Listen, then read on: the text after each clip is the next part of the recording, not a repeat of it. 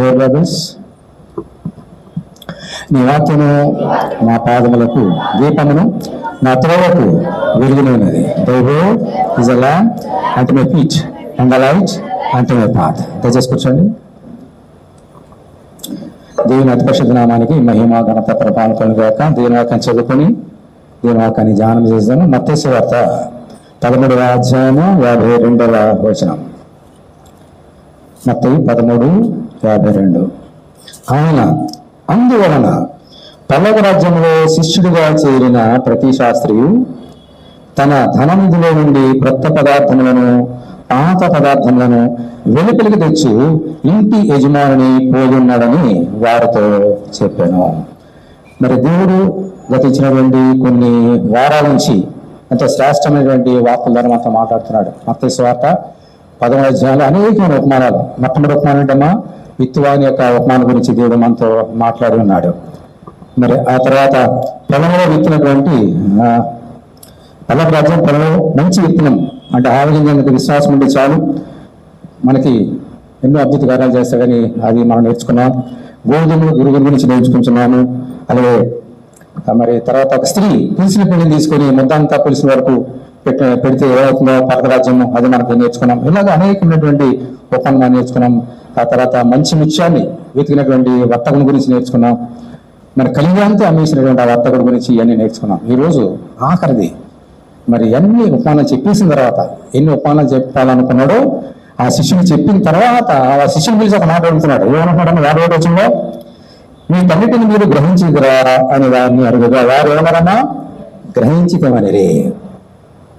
దేవుడు మన ప్రభు అక్కడ ఉన్నటువంటి శిష్యులందరికీ ఇన్ని ఉపమానాలు చెప్పాడు. ఇంచుమించుగా 7 ఉపమానాలు చెప్పారు. ఒక ఉపమానం ఒకే ఇద్దరు ఉంటుంది కాబట్టి మనం ఆరు జ్ఞాపకం చేసుకున్నాం. 2 ఒకే మీనింగ్ కాబట్టి 6 ఉపమానాలు మనం నేర్చుకున్నాం. అదే ఉపమానం వారు చెబుతూ ఒక మాట అడుగుతున్నారు. ప్రభు వీటిని మీరు గ్రహించిదిరా అంటే ఏమన్నారు? వారు గ్రహించితమనిరి అంటే దేవునికి ఉద్దేశం ఏంటి? అది చిన్న ఉపమానం చెప్పినా, 2 ఉపమానాలు చెప్పినా, ఎన్ని చెప్పినా చిన్న మాట పెద్ద మాట, చిన్నాజ్ఞ పెద్ద ఏం లేదు. ఏమి చెప్పినా కూడా మనం ఏం చేయాలన్నా దానిని గ్రహించాలి. గ్రహించి ఆ ప్రకారంగా జీవించినప్పుడు అది మనకి ఆశీర్వాదం. అందుచేత ఇంతవరకు మనం ఈ యొక్క 6 ఉపమానాలు నేర్చుకున్నాం. మీరందరూ గ్రహించగా ఎవరు మాట్లాడరండి? ఏం నేర్చుకున్నాం? మనందరూ కూడా 6 ఉపమానాలు ఏం నేర్చుకున్నాం? పల్లవ రాజ్యం యొక్క విశిష్టత, పల్లవ రాజ్యంలో చేరడానికి మనకు కావాల్సినటువంటి అర్హత. ఒకవేళ మనం ఎలాగుంటే అలా చేరగలుగుతాం. పల్లవ రాజ్యం యొక్క విశేషత మనం అర్థం చేసుకున్నప్పుడు అప్పుడు ఆ దిశగానే వెళ్తాం. పల్లవ రాజ్యం యొక్క ఆశీర్వాదం మనం తెలియకపోతే మనము ఆ దిశగా మనం వెళ్ళలేము. అందుచేత పరిశుద్ధాత్మ దేవుడు మరి ఇవన్నీ మనతో మాట్లాడినారు. దేవుని స్తోత్రం, హల్లెలూయా. ఈరోజు మనతో కూడా ఒక మాట మాట్లాడుతున్నాడు. మరి ఇన్ని ఉపమానాలకు బాగా అందరూ ఉన్నారు కదా, మీరు గ్రహించారా అని దేవుడు ప్రశ్న వేస్తే వాళ్ళు గ్రహించామన్నారు, మీరు కూడా గ్రహించామని చెప్పారు అని చెప్తున్నప్పుడు తర్వాత గ్రహించాం కాబట్టి ఇప్పుడు అన్నాడు ప్రభు. చూడండి 52వ వచనం. మేము 50 చెప్తాను చూడండి. మీ తమ్ముడిని మీరు గ్రహించగలని వారిని అడుగువారు గ్రహించమని ఆయన అందువలన, ఎందువలన? గ్రహించాను కాబట్టి అందువలన పల్లవ రాజ్యంలో శిష్యుడిగా చేరిన ప్రతి శాస్త్రీయు తన ధననిధిలో నుండి క్రొత్త పదార్థములను పాత పదార్థము వెలుపలి తెచ్చు ఇంటి యజమానిని పోలున్నాడని వారితో చెప్పాను. మరి ఉపమానాలు ఉన్న వాళ్ళు అనేక మంది శిష్యులు ఉన్నారు. వారిలో శాస్త్రులు ఉన్నారు, పరీక్షలు ఉన్నారు, అనేక మంది ఉన్నారు. విన్న తర్వాత పల్లవ రాజ్యం యొక్క విశిష్టత తెలుసుకున్నప్పుడు, దాని యొక్క విలువ తెలుసుకున్నప్పుడు చాలా మంది పల్లవ రాజ్యంలోకి వెళ్దామని ఆశతో ప్రభు నమ్ముకున్నారు. చాలా మంది శాస్త్రులు కూడా. ప్రత్యేకంగా ప్రభు మాట చెప్తున్నాడు, అందువలన నా మాటలు విని గ్రహించి పల్లవ రాజ్యంలో చేరిన ప్రతి శాస్త్రీయు ఎలా ఉన్నాడంటమ్మా? ఒక యజమాని ఉన్నాడు, అతనికి ఇల్లు ఉంది, ఒక ధననిధి ఉంది. ఆ ధననిధిలో నుండి పాతవి కొత్తవి పదార్థాలను బయటికి వెలుపలికి తీసుకొచ్చి ఇంటి యజమానిని పోలి ఉన్నాడు అని చెప్తున్నాడు ప్రభు. ఏంటి దీని అర్థం ఏంటి మనం నేర్చుకోవాలి ఈరోజు? మొట్టమొదటి శాస్త్రి గురించి నేర్చుకున్నాం. శాస్త్రి అంటే ఎవరు నేర్చుకోవాలి. ధర్మశాస్త్రము ఉంది. ఏంటిది? మోషే ధర్మశాస్త్రం, పాత నిబంధన. ఈ ధర్మశాస్త్రమును బోధించేవాడు శాస్త్రి. అర్థమైందా? శాస్త్రం పేరు ఎలా వచ్చింది అనుకుంటున్నారు? ధర్మశాస్త్రమును బోధించేవాడు శాస్త్రి. దేవుని గ్రంథంలో ప్రభుత్వమైనటువంటి శాస్త్రి ఉన్నాడు. అతని గురించి మనం చదివితే మనకు అర్థమవుతుంది. శాస్త్రం అంటే అర్థం ఏంటో మనకు అర్థమవుతుంది. ఎజ్రా గ్రంథము, ఎజ్రా 7వ అధ్యాయం చూడండి. పాత నిబంధన ఉంటుంది. ఎజ్రా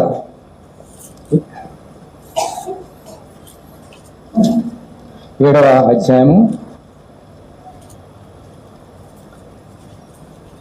10వ వచనం నుండి చదువుతున్నాను చూడండి. 7వ అధ్యాయము 396 తెలుగు బైబిల్లో 396 పేజ్ నెంబర్. 10వ వచనం నుండి చదువుతున్నాను చూడండి. ఒక నిమిషం. మొత్తం 6వ వచనం చూడండి. 6వ వచనం. ఒక నిమిషం. మొదటి వచనం మొత్తం మనకి అర్థం కావడానికి చదువుతున్నాం. మొదటి వచనం ఎజ్రా 7:1. ఈ సంగతులు జరిగిన పిమ్మట పారసీక దేశపు రాజు అయిన అర్తహషస్తు యొక్క ఏలుబడిలో ఎజ్రా బబులోను దేశం నుండి యెరూషలేము పట్టణంకు వచ్చాను. ఇతడు శెరాయా కుమారుడును, శెరాయా అజర్యా కుమారుడు, అజర్యా హెల్కీ కుమారుడు. అన్న ఎజ్రా బబులోను నుంచి యెరూషలేముకి వచ్చాడు కదా. ప్రతి గురించి 6వ వచనం చూడండి. 6వ వచనం. ఈ ఎజ్రా ఇజ్రాయేలుల దేవుడైన యెహోవాను గురించిన మోషే యొక్క ధర్మశాస్త్రమందు ప్రవీణత గల శాస్త్రి. అందుకని ఎజ్రా శాస్త్రి అంటాం.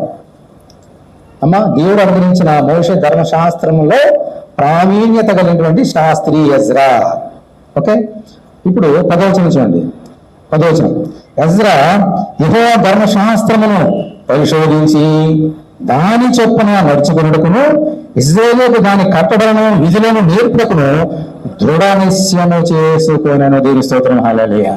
అక్కడ ప్రభువు చెప్పినటువంటి శాస్త్రి, ఇటువంటి శాస్త్రి గురించి శాస్త్రులు చాలా మంది ఉన్నారు.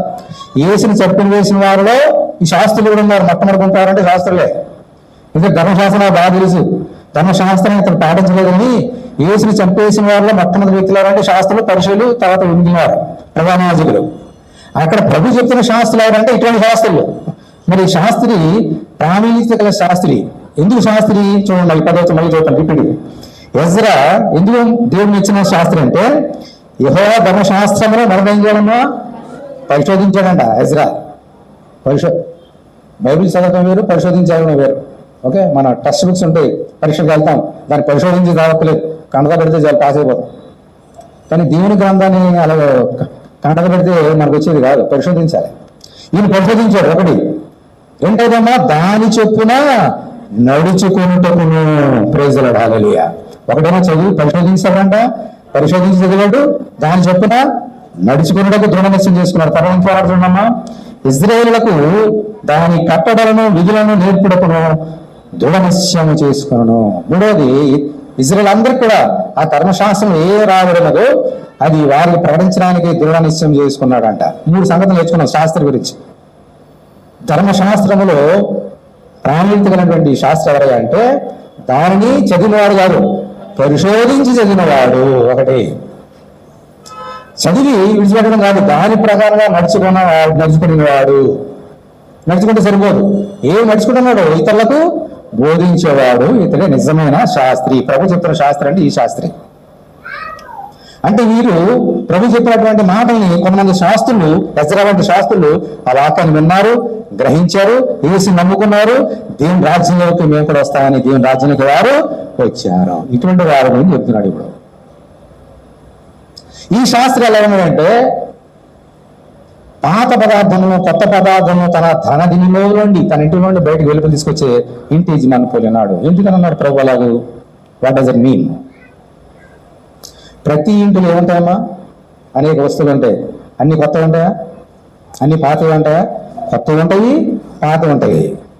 ఈ యజమాని ఏం చేస్తాడు? పాతవి తీసుకొచ్చి ఊరుకుంటున్నాడా? కొత్తవి తీసుకొస్తున్నాడు, పాతవి తీసుకొస్తున్నాడు. ఓకే, దాని అర్థం ఏంటి? పైగా శాస్త్రి గురించి ఎందుకు మాట్లాడుతున్నాడు ఈ మాట? మన డెఫినేషన్ ఏంటి? శాస్త్రం అంటే ఎవరమ్మా? ధర్మశాస్త్రమును బోధించేవాడు. అంటే ఎజ్రా గుణగణాలు 3.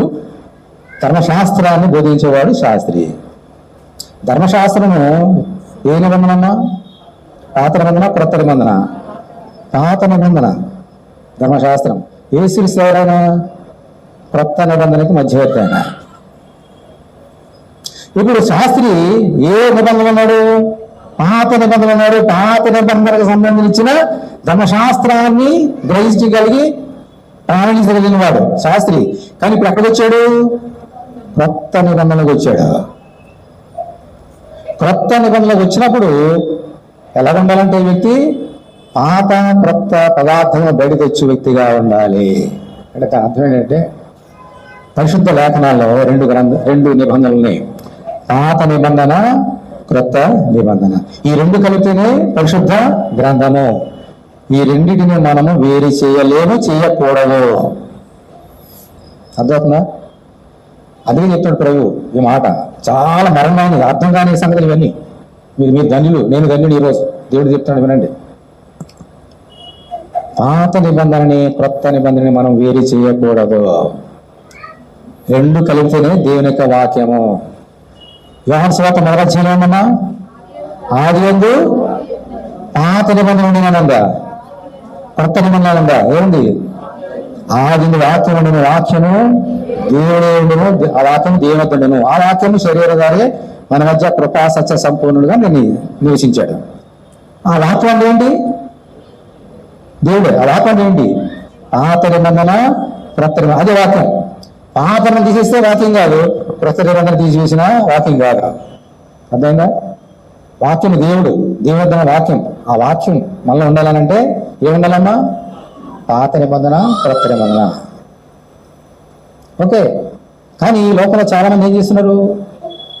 పాత నిబంధన, క్రొత్త నిబంధన సపోర్ట్ చేస్తున్నారు. మన క్రొత్త నిబంధన సంబంధించిన వ్యక్తులము పాత నిబంధన మనకు అక్కర్లేదు. పాత నిబంధన ఉన్నారు అనుకో, కొంతమంది అనుకుంటారు ఆ క్రొత్త నిబంధన ఎందుకు, ఇది లేకపోతే మనకి ఏం లేదు. ఇంకా ఈవెన్ టుడే యేసుక్రీస్తు కాలంలోనే అలాగ ఉన్నారు మనుషులు, ఈవెన్ టుడే అలాగ ఉన్నారు. ఈ రోజు మనం ప్రభు చాలా స్పష్టంగా మాట్లాడుతున్నాడు. శాస్త్రి గురించి, శాస్త్రం అంటే పాత నిబంధనకు చెందిన వ్యక్తి, పాత నిబంధనకు చెందిన ధర్మశాస్త్రం బోధించే వ్యక్తి, అతని గురించి చెప్తాడు ప్రభు.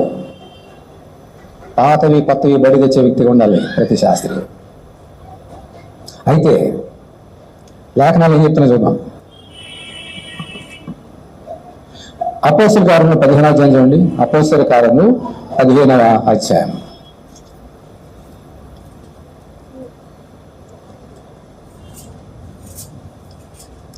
అపోస్తల కార్యములు 15వ అధ్యాయము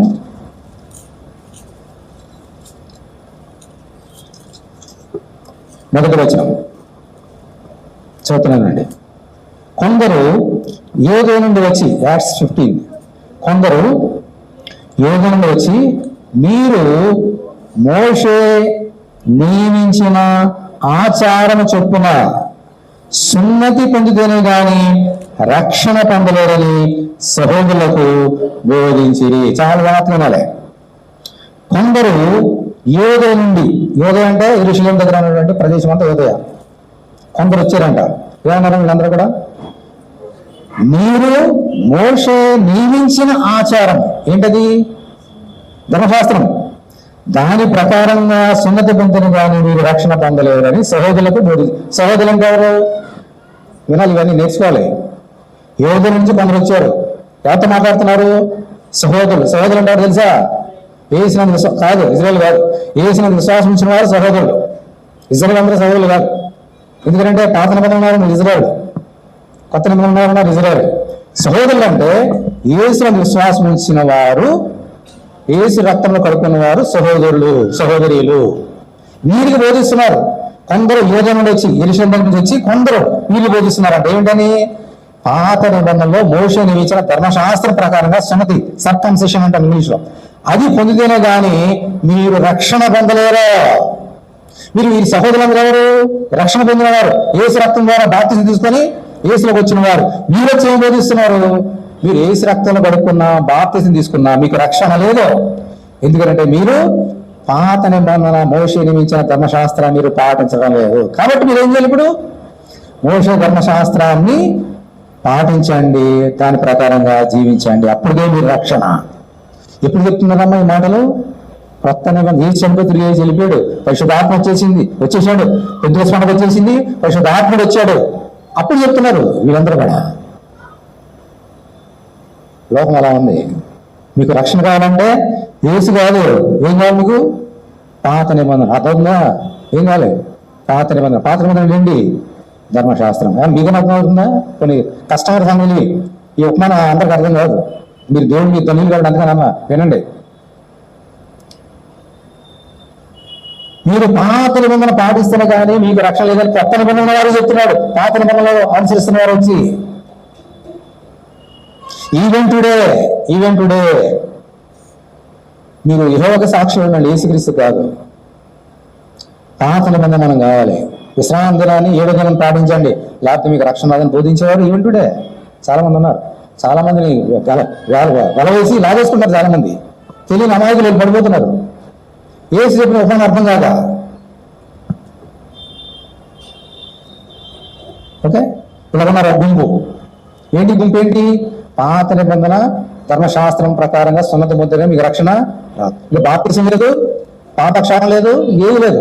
అదే ఇదే బోధ. ఇంకో బోధ చూద్దాం.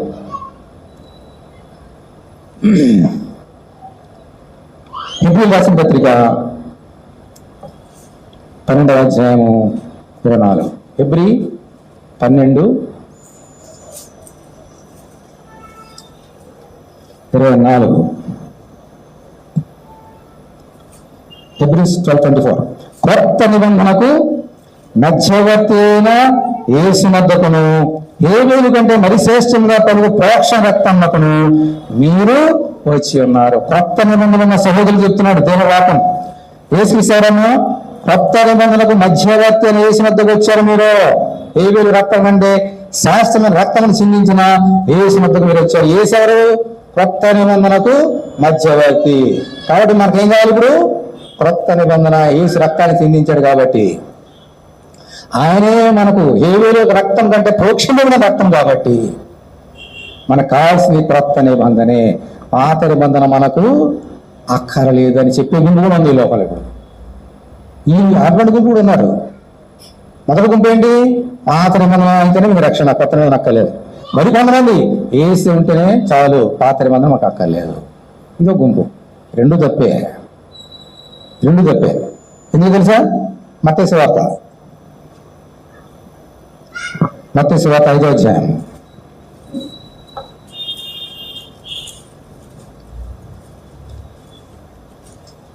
మత్తయి సువార్త 5వ అధ్యాయము 17వ వచనం చదువుతున్నాను చూడండి. 5:17. మాథ్యూ 5:17. ధర్మశాస్త్రములైనను ప్రవక్తల వచనములైనను కొట్టివేసిన తలంచవద్దు, నెరవేర్చుడిదే గాని కొట్టివేయడం నేను రాలేదు. ఆకాశంలో భూమి గతించిపోయిననే గాని ధర్మశాస్త్రం అంతా నెరవేరు వరకు దాని నుండి ఒక పొల్లైనను ఒక సున్నైనను తప్పిపోదని నిశ్చయముగా మీతో చెప్పుచున్నాను. ఏమన్నా యేసుక్రీస్తు? నేను నేను కొత్త నిబంధన మధ్యవర్తినే, అలాగని పాత్ర కొట్టేయడం రాలేదు, నెరవేర్చడానికి వచ్చిన. ఇప్పుడు చెప్పండి, ఏది కావాలి మనకి? పాత నిబంధన కావాలా, కొత్త నిబంధన కావాలా? రెండు కావాలి. ఎందుకనంటే పాత నిబంధన అనేది పునాది, కొత్త నిబంధన అనేది కన్స్ట్రక్షన్. ఆ పునాది మీద కట్టబడినటువంటి ఆలయం కొత్త నిబంధన. పునాది లేకుండా కొత్త నిబంధన ఆలయం ఉంటుందమ్మా? పాత నిబంధన లేకుండా కొత్త నిబంధన నిలవదు. సరే, పునాది వేసాం, ఆలయం లేదు, ఇల్లు లేదు, ఏం ప్రయోజనమా? పునాది వేసి ప్రయోజనం ఉంది. అంచేత కొత్త నిబంధన కావాలి. పునాది కావాలి, దాని కట్టబడాల, ఆలయం కావాలి. ఈ రెండే దేవునికి వాక్యం. ఈ రెండే పాత నిబంధన, క్రొత్త నిబంధన. అందుకనే శాస్త్రి ఒకప్పుడు ధర్మశాస్త్రం బోధించావు కదా, ఇప్పుడు నా మాటలు విని నాలోకి వచ్చావు కదా, నా రక్తం మీద కడుక్కున్నావు కదా, పాత నిబంధన ఉంటే సరిపోతుంది అనుకోకు. లేదంటే నా దగ్గర వచ్చే కాబట్టి యేసుక్రీస్తు కొత్త నిబంధన మధ్యవర్తి కాబట్టి యేసుండే చాలు అని అనుకోకు శాస్త్రి. ఎందుకనంటే నువ్వు ఎలాగున్నావంటే తన ధననిధిలో ఉండి ఇంటి యజమానుడు బయటకు తీసుకొచ్చే కొత్త పదార్థము, పాత పదార్థం బయటకు వచ్చు, ఇంటి యజమానులు ఉన్నావు నీవు, జాగ్రత్త సుమా, రెండుని కావాలి అని ప్రభు అతను బోధించాడు. అంచేతే మనం రోజు కొత్త నిబంధన చదువుతున్నామా, పాత నిబంధన చదువుతున్నావా? కొన్ని సంఘాల్లో పాత నిబంధన చదవరు తెలుసా? మీకు వెళ్ళిపోతాడు, అక్కడ జరుగుతాయి కదా, అడగని చెప్తారు. పాత నిబంధన చదవరు చాలా సంఘాల్లో. ఆ తీరు కీర్తన చదవరు, ఏం చదవరు. మ్యూజిక్లు వాయించదు, డబ్బులు కొట్టదు, ఇవన్నీ ఎక్కడి నుంచి వచ్చినాయే, ఇవన్నీ పాత నిబంధన, కొత్త లేవంటారు ఇవన్నీ. అది దాని మూలం. ఈ మ్యూజిక్ అవన్నీ వద్దంటే ఎందుకు వద్దారంటే మా పాతం లెక్కలేదు, కొత్త ఉంటే చాలు, కొత్త ఏం లేవు, అక్కడ పాతం ఉన్నాయి మాకు వద్దంటారు. అందుకనే అంటే వాళ్ళు చేసినారు, పాతం పక్కన పెడుతున్నారు, కొత్త పట్టుకుంటారు. అదేనా అదే తప్పే, ఇది తప్పే. ఏం కావాలి మనకి? రెండు. దీని స్తోత్రం హల్లెలూయా. ఈ రెండు కలిపితేనే దేవుని వాక్యం. హల్లెలూయా. ఓకే, మన ఇంట్లో పాత కొత్త అన్నీ ఉంటాయి. కొత్తది వచ్చింది పాతం పాడేస్తావా? కొత్త డ్రెస్ కొనుక్కున్నావు, కొత్తది వచ్చింది కానీ పాత పాడేసేవా ఎప్పుడైనా? పాత ఉన్నాలే సరిపోతే కొత్తది కొత్త కొన్న మానేసేవా? పండగలకి, పెళ్ళిళ్ళకి, గృహప్రవేశాలకి కొన్న మానేసేవా? పాతవి కావాలి. అందుకని ప్రభు చెప్తున్నాడు, మనకు ఆత్మ సంబంధంగా ఎదగడానికి ఈ డిస్టర్బెన్సెస్ తొలగిపోవడానికి చాలా మరంగా అక్కడ రాశాడు ప్రభు. ఇప్పుడు మన గురించి మనం నేర్చుకుందాం. ఇప్పుడు నువ్వు ఎవరో తెలుసా? చెప్పాలి. నేను అడుగుతున్నా ప్రశ్న, నువ్వెవరో చెప్పు. చెప్పనా? మీరు చెప్పండి. అయినా మీకు తెలిసింది చెప్పండి, నేను చెప్తాను. మీరెవరో? దేని పిల్లలు? Very good, right. ఇంకా బ్రదర్స్, మన బ్రదర్స్ చెప్పండి. క్రీస్తు రక్తంలో కడగని వారు, రైట్. చెప్పండి పిల్లలు, చెప్పండి పిల్లలు చెప్పండి. మరి ఎవరు? ఆయన ఆయన ప్రేమికులు, పెళ్లి కుమార్తెలా? Very good, right. ఇప్పుడు నేను చెప్తాను, ఆశాసానికి వినండి. Very good, right. ఇంకేమన్నా చెప్పండి. చెప్పనా ఆన్సర్? మన అందరము, నేను చెప్పనే విను, మన అందరము శాస్త్రము అందుకే చెప్తాను ఈరోజు మాట. నువ్వు ఒక శాస్త్రివి, నువ్వు ఒక శాస్త్రివి, నువ్వు ఒక శాస్త్రివి, నువ్వు ఒక శాస్త్రివి, నువ్వు ఒక శాస్త్రిని. ఏంటి శాస్త్రి డెఫినేషన్ ఏంటి? 3 చెప్పండి. చెప్పండి ఇప్పుడు. ధర్మశాస్త్రమును పరిశోధన చేసేవాడు శాస్త్రి, దాని ప్రకారంగా నడుచుకునేవాడు శాస్త్రి, ఇతరులు బోధించేవాడు శాస్త్రి. మరి మన సంగతి ఏంటి? దేని వాక్యాన్ని ఉంటున్నామా? పరిశోధించి ఉంటున్నామా? పరిశోధన చెప్తుంటే దాని ప్రకారం నడుచుకోవాలనుకుంటున్నామా? ఇతరులు బోధించాలనుకుంటున్నామా? బోధించాలంటే వాక్యం చెప్పక్కర్లేదు, ప్రార్థన చేసినా చాలు రక్షణ కొరకు. మనందరూ ఆరోగ్యం చెప్పండి. అందుకే చెప్తున్నాడు ఈరోజు ఈ మాట ద్వారా, నువ్వు శాస్త్రివే, నేను శాస్త్రినే. ఇప్పుడు ఇక్కడ చెప్పబడుతున్న ప్రతి మాటను నువ్వేం చేయాలా? నేను మర్చిపోకూడదు. ఏం చేయాలా? పరిశోధించాలి. అందుకని విషయంలో పెడుతున్నాం. ప్రతి వారం ఇక్కడ చెప్పిన వాక్యం, ప్రతిరోజు అనుదిన నుంచి ఈ మాటలు ఎందుకు పెడుతున్నావు? నువ్వు శాస్త్రిగా మారాలని. శాస్త్రీయ మారితే ఎక్కడికి వెళ్తావు? దేవుని రాజ్యానికి వెళ్తావు. అందుకనే ఈ ప్రయత్నం అంతా కూడా, ఈ యొక్క శ్రమ. మనందరం దేవుని వాక్యం ప్రకటించబడుతున్నప్పుడు, చదువుతున్నప్పుడు, వింటున్నప్పుడు ఎలా వినాలమ్మా? ఏదో ఒక పాట విన్నప్పుడు ఏదో లెక్చరర్ చెప్తున్నాడు, స్కూల్లో లెక్చరర్లో చెప్తున్నాడు అంటే అలా వినకూడదు. దేవుడు నాతో మాట్లాడుతున్నాడు, ఇది దేవుని మాట అని వినాలి నీవు. This is the difference. అని చెప్తున్నా కూర్చున్నా అంటే నీకు ఏం అర్థం కదా అక్క. దేవుడు నాతో మాట్లాడుతున్నాడు దాన్ని గ్రహించి కూర్చుంటే దేవుని మందిరంలో నేను మాట్లాడి నేనుగా దేవుడితో మాట్లాడతాను. దేవుని స్తోత్రం హల్లెలూయా. అప్పుడు నువ్వు శాస్త్రం అవుతావు, ప్రభువు మెచ్చుకున్న శాస్త్రం అవుతావు. అంచేత వాక్యాన్ని చదివినా కానీ విన్నా కానీ దేవుడు నాతో మాట్లాడుతున్నాడు అని వినాలనే ఆసక్తి నీకు ఉండాలి. అప్పుడు నువ్వు శాస్త్రివి. వింటే సరిపోయిందా? దేవునికి ధర్మశాస్త్రం వినివారు నీతిమంతులు కాదు, కానీ విని దాని ప్రకారము నడుచుకునే వారే నీతిమంతులు. వింటే సరిపోదు, దాని ప్రకారం ఏం చేయాలన్నా నడుచుకోవాలి. అప్పుడు నువ్వు శాస్త్రివి. అంతమాత్రమే కాదు, ఇతరులకు ప్రకటించాలి. సాక్ష్యం ద్వారా కానీ, ప్రార్థన ద్వారా కానీ, ప్రతి శుక్రవారం చేసిన అదే కదా మనం ప్రార్థన. ఇవన్నీ ఏంటివి? ఇతరులకి ప్రభువు నడిపించడం. కాబట్టి ఇక్కడ ఉన్న మరి ప్రతి ఒక్కరు యేసు నమ్మిన వారందరూ ఎవరమ్మా? శాస్త్రులమే. ఇప్పుడు మనం ఎలా ఉండాలి నేర్చుకుందాం. మనకు ధననీతి ఉంది, తెలుసా మీకు? అని నేర్చుకుందాం వేళ. ఈ మాట గమనించండి. శాస్త్రం ఎలా పోల్చాడమ్మా ప్రభు? తన ఇంటిలో నుండి, గమనించండి, ఇంటిలోనున్న ధననిధిలో నుండి. అంటే ఎక్కడ ఉండక ఫస్ట్ ఇల్లు ఉంది, ఇంటికి యజమానుడు ఉన్నాడు. ఒక ఆయన ఇల్లు ఉంది, ఇంటికి యజమానుడు ఉన్నాడు. ఆ ఇంట్లో ఏముంది? ధననిధి ఉంది. ఆ ధననిధులు ఏమున్నాయి? పాత ఉన్నాయి, కొత్త ఉన్నాయి. ఆ ధననిధిలో నుండి బయట తీసుకొస్తున్నాడు ఈ వ్యక్తి. ఇది గమనించుకోండి. మొట్టమొదటిగా ఏముందమ్మా? ఇల్లు. ఆ ఇంటికి యజమానుడు ఒక ఆయన ఉన్నాడు. ఆ ఇంట్లో ఏముంది? ధననిధి. ఆ ధననిధిలో ఉన్నాయి కొత్తవి, పాతవి. ఏమా ఆర్డర్ గుర్తుందా? ఏప్రిల్ రాసిన పత్రిక 3వ అధ్యాయం, ఫిబ్రవరి 3.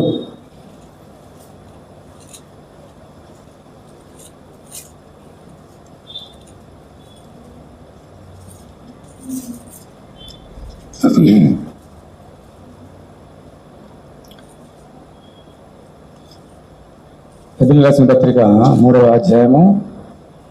అందరు తీయాలి. ఇది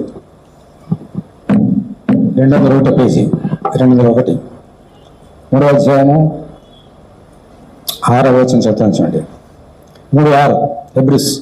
అయితే క్రీస్తు కుమారుడై ఉండి ఆయన ఇంటి మీద ఎలా ఉండగా నమ్మకముగా ఉన్నాడు. ధైర్యమును, నిరీక్షణ వలన ఉత్సాహమును తుదమట్టుకు స్థిరముగా చేపట్టిన మనమే ఆయన ఇల్లు. దీని స్తోత్రం, హల్లెలూయా. ఈ ధైర్యాన్ని, యేసుని విశ్వాసాన్ని తుదమట్టుగా మనం పట్టుకుంటే మనమే ఆయన ఇల్లు. ఇప్పుడు ఎవరు? దేవునికి ఇల్లు. అర్థమైందా? ఎవరు మనం? దేవునికి ఇంటి. మనకి హౌసెస్ ఉన్నాయి కదా, అద్దెదైనా ఓనైనా ఇదేం పర్లేదు, ప్రతి వారికి ఇల్లు ఉంటాయి. మనవరం ఆయన ఇల్లు. ఆ ఇంటికి యజమానుడు ఎవరు? నువ్వే. పైన దేవుడు, కింద నీకు ఇల్లు ఉంది, నువ్వే ఆయన ఇల్లు. ఆ ఇంటికి యజమానుడు ఎవరు? యజమానులు ఎవరు? నువ్వే, మనమే. ఫస్ట్ ఇల్లు నేర్చుకున్నావు అక్కడ విధానంలో. యజమానుడు 2 తేలిపోయి. ఆ ఇల్లు నువ్వే, ఆయన యజమానుడు ఎవరు? నువ్వే. ఇంకేముంది తర్వాత? ఎక్కడుంది దాన్ని చూద్దాం. ఏంటి చెప్పండి. నాకంటే మంచిగా బోధించేవాళ్ళు మన దగ్గర. విందాం. సామెతల గ్రంథం 15వ అధ్యాయం. సామెతలు 15. సామెతల గ్రంథము 15వ అధ్యాయం.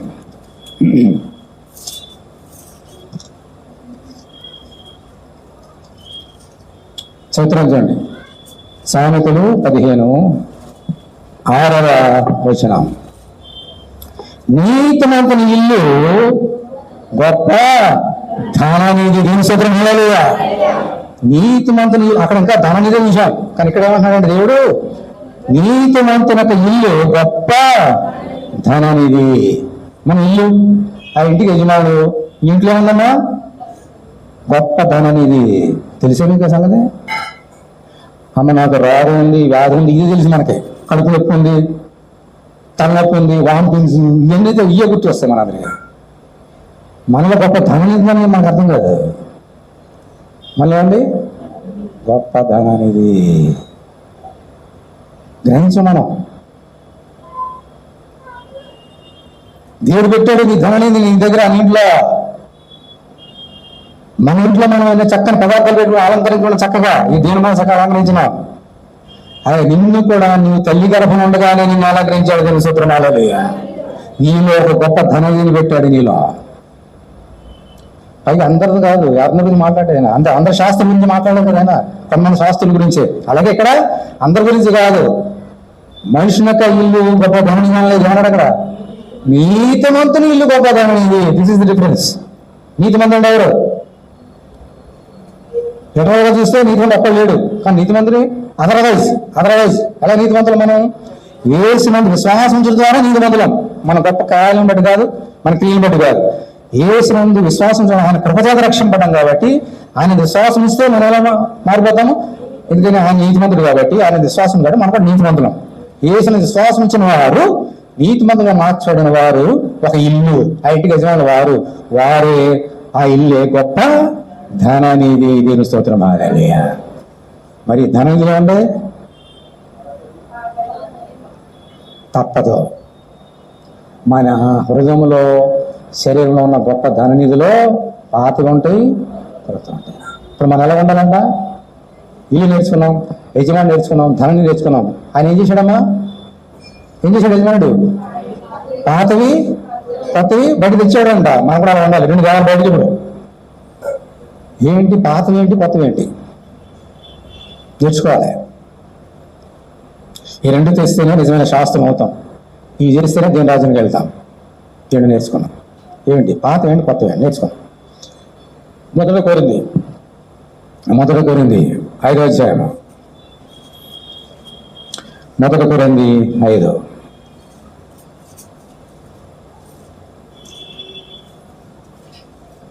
మొదట కోరింది 5.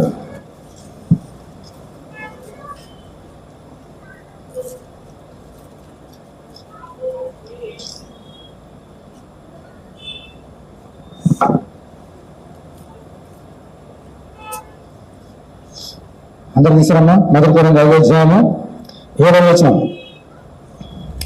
మీరు పులిపిండి లేనివారు కనుక ఏమడమ్మా, కొత్త ముద్ద అవుటకై ఆ పాతదైన పులిపిండిని తీసి పారవేయుడి. మనము యేసుక్రీస్తు పాటు కొత్త ముద్దగా, కొత్త పదార్థంగా మారాలంటే మనలో ఉన్న పాత పదార్థాలను తీసేయాలంట.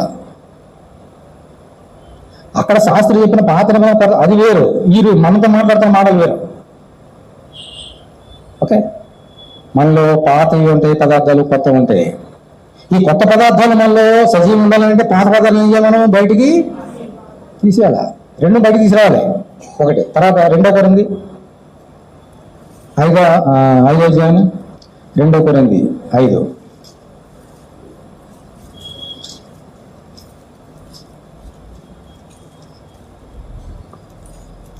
పదిహేడవ వచనం.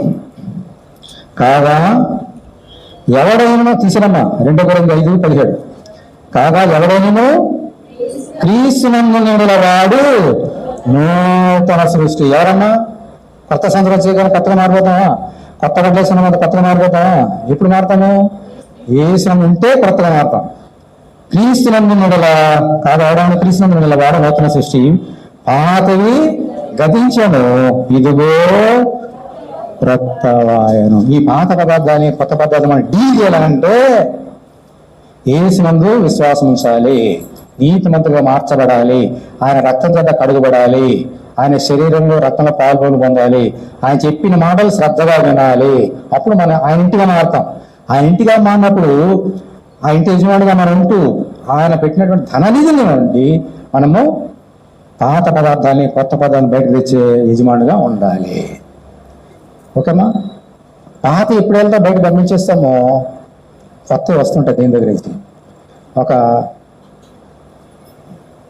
డెడ్ సీ అనేటువంటి మీరు చూసుంటారు కదా, డెడ్ సీ విన్నారా పేరు? మృత సముద్రం తెలుగులో డెడ్ సీ. యెరూషలేం ఉంటుంది, జెరికో పట్టణానికి బోర్డర్. యెరూషలేంకి జెరికోకి బోర్డర్ డెడ్ సీ. మేము వెళ్ళాం కదా, అందులో మనం ఎవరిని పాడేసాం కూడా ఆ సముద్రంలో మునిగిపోరు, తేల్తారు. అందుకే డెడ్ సీ అది. ఎంత 100 కేజీలు వ్యక్తం పాడేసినా హాయిగా ఆడతాడు, అలా చూసుకుంటాడు. నేను మొలగడదు. నీటి సాంద్రత ఎక్కువ దానిలో. ఉప్పు మామూలు సముద్రంలో ఉప్పు కంటే చాలా రెట్లు ఉప్పు ఎక్కువ. ఆ నోట్లో పెట్టుకుంటే ఇంకా 100 రోజులు ఆనందం లేదు, అంత ఉప్పు ఉంటుంది. అందుకని ఎవరు మునగరు. దాని పేరు డెడ్ సీ, మృత సముద్రం. ఎందుకంటే అక్కడ చేపలు ఉండవు. చేపలు ఉంటాయండి, చచ్చిపోతాయి. ఒక క్షణం చచ్చిపోతాం. ఆ నీళ్ళు మనం తాగితే మనం చచ్చిపోతాం. మరి అందులో ఏమన్నాయంటే ప్రపంచంలో ఎక్కడా లేని ఖనిజాలు ఉన్నాయి అందులో. అన్ని ఖనిజాలు పెట్టారు దాంట్లో. కానీ జీవమైనటువంటి ఒక చేప కానీ ఒక చెట్టు కానీ మొక్క కానీ ఏది ఉండదు అసలు. అందుకే మృత సముద్రం డెడ్ సీ అంటాం. ఎన్ని డెడ్ సీ ఏంటంటే అది యోర్దాను నది ఉంది. ఈ యోర్దాను నది, యేసు బాప్తిజం యోర్దాను నది ఎక్కడో మంచులో నుండి, లెబనాను ప్రాంతం నుండి ఆ నీరంతా ఆ మంచు గడ్డలన్నీ నీరుగా మారి ఆ యోర్దాను యెరూషలేము ప్రవేశించి ఈ డెడ్ సీలో కలుస్తుంది. ఆ నీరు యోర్దాను నది చాలా శ్రేష్టమైన నీరు. ఎంత తీగుంటాయి నీళ్ళు, అలా తాగేవచ్చు నీళ్ళు, అది బాగుంటాయి. యేసుక్రీస్తు బాప్తిజం ఉంది అందులో ఎన్ని చేపలు, మై గాడ్. దాని పక్కనే అమ్మ గలీలీ సముద్రం ఉంటుంది. అది వచ్చి గలీలీ సముద్రం కలుస్తుంది నది. మళ్ళీ గలీలీ సముద్రం నది వెళ్ళి ఎక్కడికి వెళ్తుంది? డెడ్ సీకి వెళ్తుంది. అక్కడితో నీరు ఆగిపోతుంది, పగరి వెళ్దాం. యోర్దానులో నీళ్లు వస్తూనే ఉంటాయి, అక్కడ వర్షం పడుతుంది, మంచు వస్తుంది, నీళ్లు పడతాయి, శాస్త్రం నీళ్ళు వస్తూనే ఉంటాయి. అందుకని శాస్త్రమైన నీళ్ళు ఇవన్నీ గలీల సముద్రంలోకి వస్తాయి. ఈ గలీసం ఇంకా శాస్త్ర నీళ్లు ఇజ్రాయెల్ దేశం తాగారు, ఇక్కడ ఈ గలీల నీళ్లు తాగుతారు.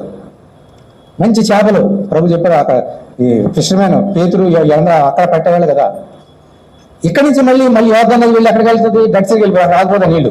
అక్కడికి వెళ్దాం, ఇక్కడ నీళ్ళు వచ్చి ఇక్కడ ఆగిపోతాయి, స్టాగ్నేషన్ అయిపోయింది. ఇక్కడ బయటకు వెళ్దాం, పాత నీరు అక్కడే ఉంటుంది. కొత్త నీరు వచ్చిన పాత నీరు కలిసిపోయి పాతగా మారిపోతుంది, కానీ కొత్తగా మారి. ఎందుకనంటే ఆ నీళ్లు అక్కడే ఉంటాయి కాబట్టి.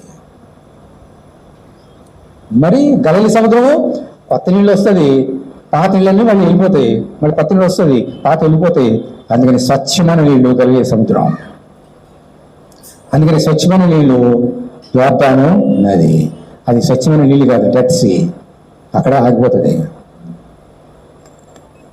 నీలో పాత పదార్థాలు ఉన్నాయా, డెడ్ సీగా మారిపోతావు నీవు.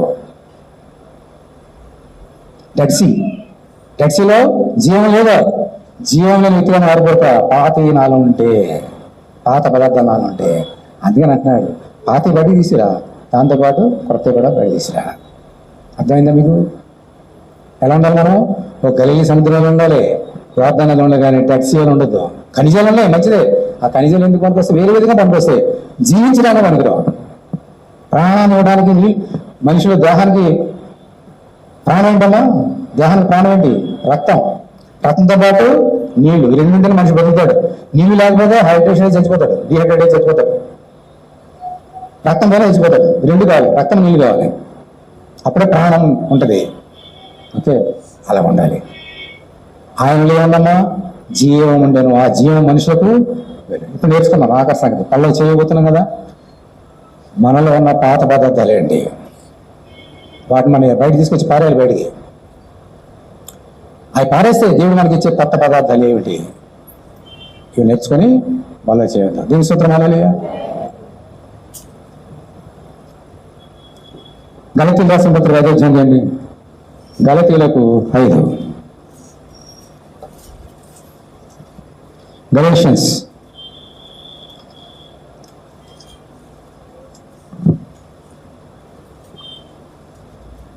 5వ అధ్యాయము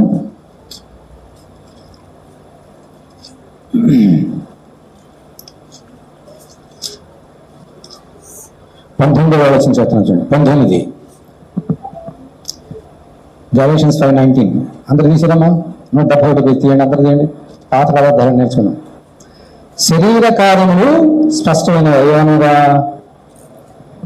లెక్కపెట్టండి. నిన్ను జారత్వము, అపవిత్రత, కాముకత్వము, విగ్రహారాధన, అభిచారము, దేశములు, కలహము, మత్సరములు, క్రోధములు, కక్షలు, భేదములు, యువతములు, అసూయలు, మత్తతలు, అల్లరితో కూడిన ఆట పాటలు.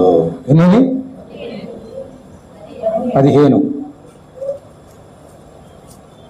ఇవన్నీ గురించి ఎక్స్ప్లెయిన్ చేస్తే 5 రోజులు పడుతుంది.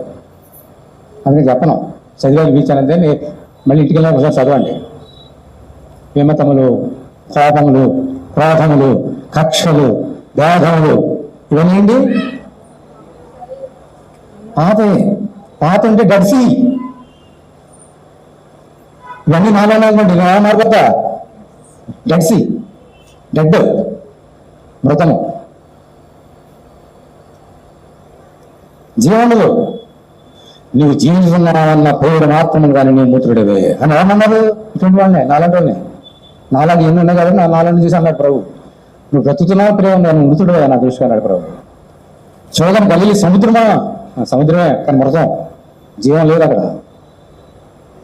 నీలో కక్షలున్నాయా, భేదలున్నాయా, యువతలున్నాయా, పగలున్నాయా, జారత్వము, వ్యభిచారం, కాముకత్వం ఏమున్నాయా? నువ్వు డెడ్, యూఆర్ డెడ్ అంటున్నాడు దేవుడు. హల్లెలూయా, హల్లెలూయా. ఏం చేయాలి అన్నీ కూడా ఆలోచించుకున్నావా?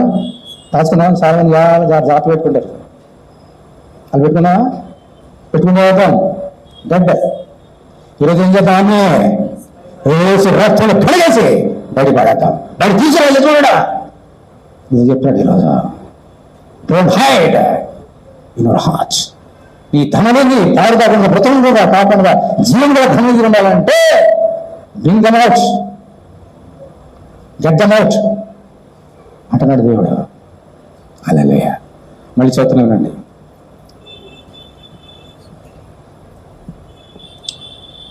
శరీరకాములు స్పష్టమైన అయోమగా జారత్వము, అపవిత్రత, కాముగత్వం, విగ్రహారాధన, అభిచారం, ద్వేషములు, కలహము, మత్సరములు, క్రోధములు, కక్షలు, వేధములు, విమతములు, అసూయులు, మతతులు, అయ్యారుగా కూడిన ఆటపాటలు అని చెప్తూ వచ్చిన ఒక్క నిమిషం 20వ వచనం. వీటిని గురించి నేను మునుపు చెప్పిన ప్రకారం వాటిని చేయవారు దేవుని రాజ్యమును స్వతంత్రించుకొనని మీతో స్పష్టంగా చెబుతున్నాను. ఇవన్నీ ఉపమానాలు ఎందుకు చెప్తున్నామా? దేవుని రాజ్యం వెళ్ళాను కదా, పలవ రాజ్యం వెళ్ళాను కదా ఉపమానాలన్నీ. కానీ ఎప్పుడైతే ఇవి మనలో ఉంటాయో దేవుని రాజ్యానికి మనము వెళ్ళాము. డెడ్ అని అంటున్నాడు. అంచేత మరి పరిశీలిస్తున్నాం. ఇంకా ఈ పాత ఏంటి ఇంకా చూద్దాం. మార్పు సువార్త 7వ అధ్యాయం చేయండి. మార్పు సువార్త 7.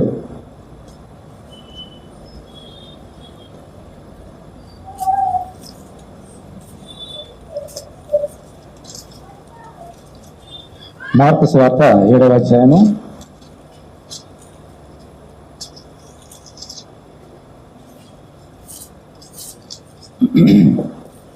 21వ వచనం చదువుతున్నాను చూడండి. మార్పు 7:21. మార్పు 7:20. మనిషి లోపల నుండి బయలు వెళ్ళినది మనిషిని అపవిత్రపరచును. ఏంటంటది? లోపల నుండి అనగా మనుషుల హృదయంలో నుండి. మళ్ళీ అక్కడ పెట్టండి.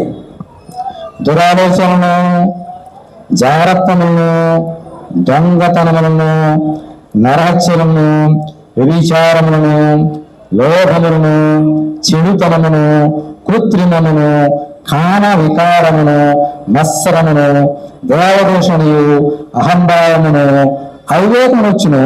ఈ చెడ్డలన్నీ లోపల నుండి బయలు వెళ్ళి మనుషుని అపవిత్రపరుచునని చెప్పాను. ఎన్నున్నాయి? 13 ఉన్నాయి. 13 ఉన్నాయి. ఈ 13 గుణాల్లో ఈ ఒక్క గుణం వల్ల ఉన్న ఇక గడ్డ. మళ్ళీ అన్నీ ఎక్స్ప్లెయిన్ చేయనా? సమయం సరిపోదు. మళ్ళీ చెబుతున్నాను వినండి. ఈ 13 ఏమైనా పరిశీలి చేసుకున్నాం అంతే. బల్ల చేస్తున్నాం కాబట్టి పరిశీలి చేసుకున్నాం. 13 ఏమైనా ఈ 13 గుర్తులో దురాలోచనలు, జాగ్రత్తము, దొంగతనము, నరహత్యలు, వ్యభిచారం, లోభములు, చెడుతనము, కృత్రిమములు, కామ వికారము, మత్సరము, దేవదూషణ, అహంభావం, అవివేకము. ఏమంటే మనం ఏం చేయాలి? ఈరోజు యేసు దగ్గర ఒప్పుకొని వాటన్నిటినీ మనందరూ కూడా విడిచిపెట్టవలసిన ముద్ర ఉన్నాం. అదే కొలసీలో రాసిన కొలెషన్స్ 3వ అధ్యాయం.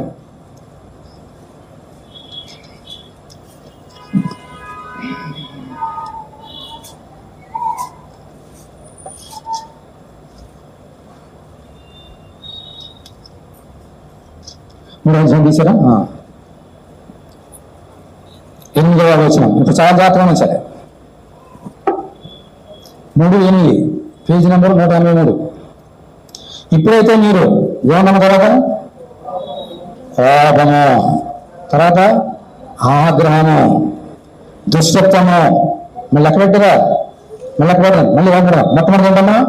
కోపము, ఆగ్రహము, దుష్టత్వము, దూషణ, మీ మాట బూతులు అని వాటిని విసర్జించుడి.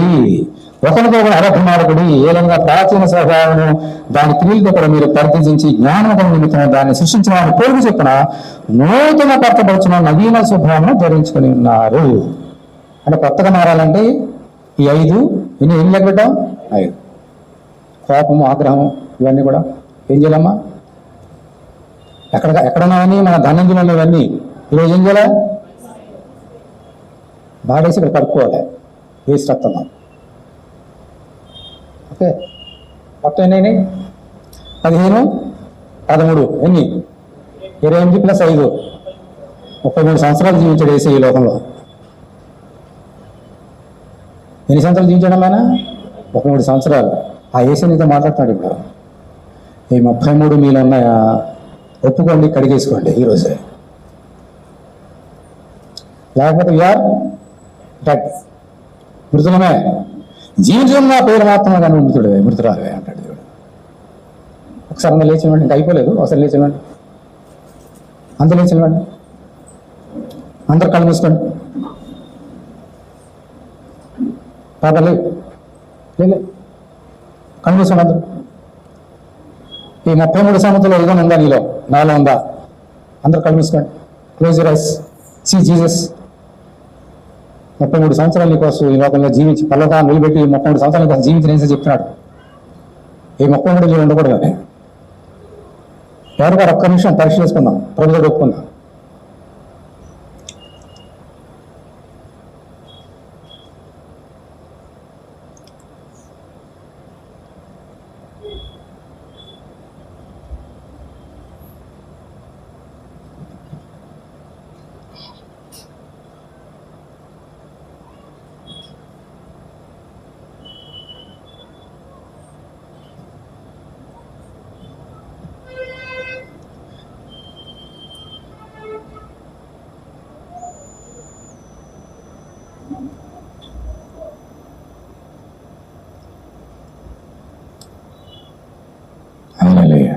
Praise the lord.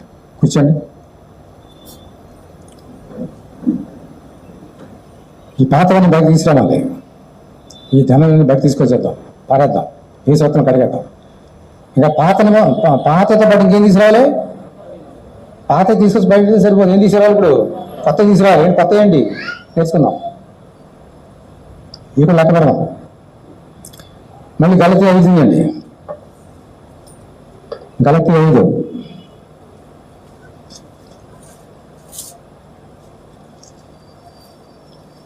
గలతీ రాసిన పత్రిక 5వ అధ్యాయము 22వ వచనం. 22.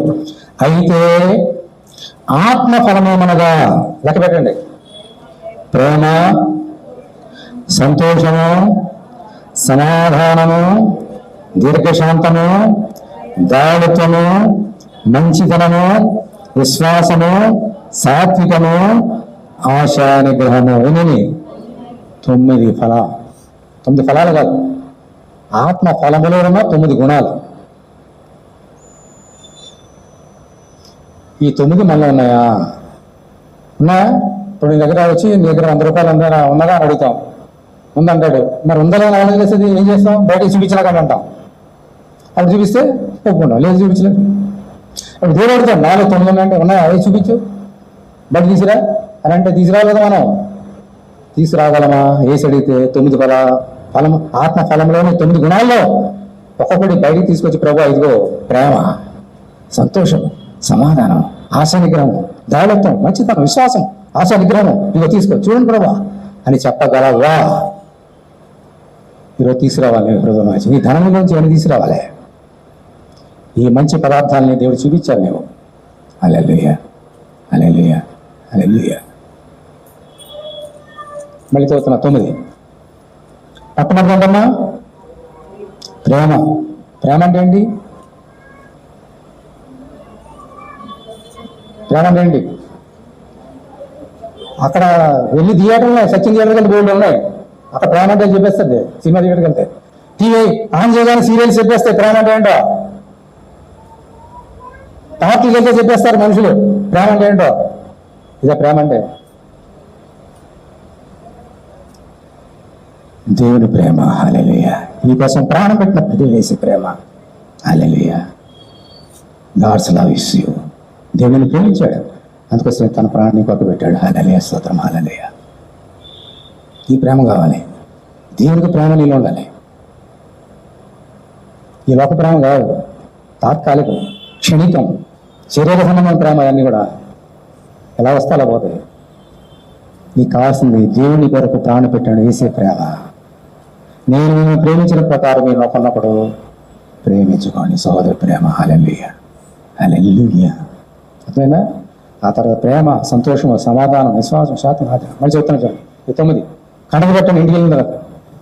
ప్రేమ, సంతోషము, సమాధానము, దీర్ఘశాంతము, దయాళుత్వం, మంచితనం, విశ్వాసము, సాత్వికము, ఆశానిగ్రహము, ఇట్టి వాటికి విరోధమైన ఏమీ లేదు. క్రీస్తు శరీరంలోని ఇచ్చలతో దురాశల మనసులు వేసిన దేవుడి సూత్రం. హల్లెలూయా. ఈ పాత వివాహం చేసుకున్న వారిని ఏం చేశారమ్మా? సిలివేసేలా. సిలివేస్తేనే ఈ కొత్తవి మళ్ళీ వస్తాయి. హల్లెలూయా. తర్వాత కొత్త ఇంకేం చూద్దాం. మళ్ళీ కొలెక్షన్స్ చూడండి. కొలెక్షన్కు 3వ అధ్యాయం. కొలెక్షన్స్ 3. కొలెక్షన్స్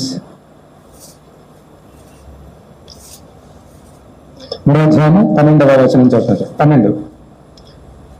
కాగా తీసిరమ్మా 184 పేజీ 184. కాగా దేవుని చేత ఏర్పరచబడిన వారును పరిశుద్ధులను ప్రేరైన వారికి తగినట్లు మీరు లెక్కపడండి. జాలి గల మనస్సు, దయాళుత్వమును, వినయమును, సాత్వికమును, దీర్ఘశాంతమును ధరించుకున్నది. ఎవడెవడను తనకు హాని చేసినని ఒకరినొకరు అనుకుని వల్ల ఒకరినొకడు సహించుచు ఒకరినొకడు క్షమించుడి. ప్రభువును క్షమించలాగన మీరును క్షమించండి. నేనేమన్నా 5+6 కదా క్షమించడం. 6. 7. వీటన్నిటిపైన పరిపూర్ణతకు అనుబంధమైన ప్రేమను ధరించుకున్నది. క్రీస్తును అనుగ్రహించే సమాధానం హృదయంలో ఏలుచుండనియుడి. 8.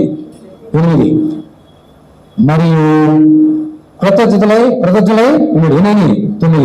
సంగీతములతోనూ కీర్తనలతోనూ ఆత్మసంగమైన పద్యములతోనూ ఒకనొకడు బోధించుతూ బుద్ధి చెబుతూ కృపాసహితంగా మీ హృదయంలో దేవుని గురించి ధ్యానం చేయొచ్చు సమస్తమైన జ్ఞానంతో క్రీస్తు వాక్యము సమృద్ధిగా నివసింప చేయండి. 10. అమ్మా 10 అర్జునులాగా ఇవి 10 అని ఉండాలి మనలో. అప్పుడు దేవుని దృష్టికి నిజమైన శాస్త్రులం, దేవుని రాజ్యానికి వారసులం. దేవుని వారసులం పాడతాం కదా, ఉట్టిగా అయిపోతావా? ఇవన్నీ ఉండాలి. ఓకే.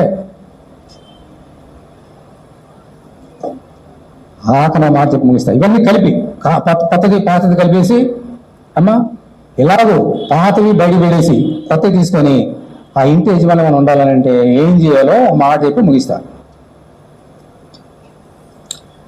1 పేతురు 2వ అధ్యాయం చూడండి. 1 పేతురు 2వ అధ్యాయం. 1 పేతురు 2వ అధ్యాయము 1-3 వచనాలు. అందరూ దీన్ని బైబిల్లో ఉన్నది. 1 పేతురు 2వ అధ్యాయము 1-3 వచనాలు. ప్రభు దయాళుడని మీరు రుచి చూచి ఉన్న వల్ల సమస్తమైన దుష్టత్వమును, సమస్తమైన కపటమును, వేషధారణను, అసూయ, సమస్త దూషణమాటను మాని కొత్తగా జన్మించిన శిశువు పోయిన వారే నిర్మలమైన వాక్యమును పాల వలన రక్షణ విషయంలో ఎదుగు నిమిత్తము ఆ పాలన అపేక్షించుడు. దీని స్తోత్రం. హల్లెలూయా. ఇలాగ ఈ ఇంటి యజమాని వలె శాస్త్రాలు మీరు ఉండాలనంటే, పాతవి బయటికి తెచ్చేసి కొత్తగా జీవించాలనంటే నిర్మలమైన పాలను అపేక్షించుడి. ఏ నిర్మల పాలన చేయండి, పాలన చేయండి. విను, నిర్మల పాలన చేయండి. దేవుని వాక్యమును నిర్మలమైన పాలు. బిడ్డ పుట్టగానే తల్లి ఏం చేస్తుందమ్మా? పాలిస్తుంది. పాలిస్తే చక్కగా ఎదుగుతాడు బిడ్డ. మనందరం కూడా కొత్తగా జన్మించిన బిడ్డలం ప్రభులో. ఏం కావాలి మనకి? పాలు కావాలి. ఏం పాలు అవి? దీని వాక్యమనే పాలు. ఈ వాక్యంలోనే పాత నిబంధన ఉన్నది, కొత్త నిబంధన ఉన్నది. ఈ రెండు కలిపితేనే దీని వాక్యము. అదే దేవుడు మనకి ఇచ్చే పాలు. అందులో చూడండి, ఈ పాలు మనం తాగాలి రోజు. ఈ లోపల పాలు అంటే తెలుసు కదా, మన పాల కంపెనీ మూసేశారు తెలుసు కదా. ఎందుకనో అన్ని కలితే ఈ లోకం అంతా కలిపి, లోకమే కలిపి నిర్మలమైన పాలు అన్నాడు. అందుకే పాలు అనేది నిర్మలమైన పాలు అంటే దేవుని వాక్యం ఒకటే, దాన్ని ఎవరు కల్తీ చేయలేరు.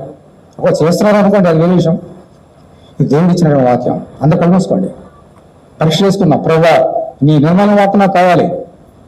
నేను కూడా ఆ ఇంటి యజమాని వలె పాత తీసివేసి కొత్తవి ధరించుకొని కొత్తగా జన్మించిన శిశువు వలె ఆత్మలో ఎదిగి భాగ్యం అనుభవించి శాస్త్రి వలె నేను బోధించను అనగా నీ వాక్యాన్ని చదవాలి, పరిశోధించి ఇతరులకి చెప్పాలి. ముందుగా నేను నేర్చుకోవాలి ఒక పని గురించి నాయనా.